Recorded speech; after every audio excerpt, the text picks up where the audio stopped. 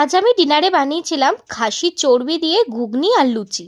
তো ভাবলাম ঘুগনির রেসিপিটা তোমাদের সাথে শেয়ার করি। তো ঘুগনিটা বানানোর জন্য আমি আলু কেটে রেখেছি, পেঁয়াজ কেটে রেখেছি গোটা টমেটো আর আদা রসুনের একটা পেস্ট আর খাসির চর্বি।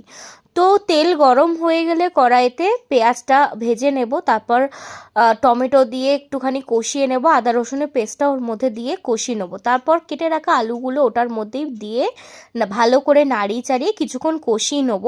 তারপর চর্বিগুলোকেও দিয়ে দিয়েছিলাম ওটার মধ্যে, তারপর জিরের গুঁড়ো, নুন আর লঙ্কার গুঁড়ো দিয়ে দিয়েছিলাম। আর দেখো ঘুগনির মটরটা সিদ্ধ করে রেখেছিলাম, তো ঘুগনির মটরটাকে এবার আস্তে ধীরে ওর মধ্যে দিয়ে দেব। ঘুগনির মটরটা আমি 6 ঘন্টা ভিজিয়ে রেখেছিলাম। তারপর প্রেসার কুকারে একটা লো ফ্লেমে আর একটা হাই ফ্লেমে আমি সিটি দিয়ে নিয়েছিলাম। তারপর মটরটা দিয়ে ভালো করে কষিয়ে নেবার পর একটু গোটা আদা রসুনও একটুখানি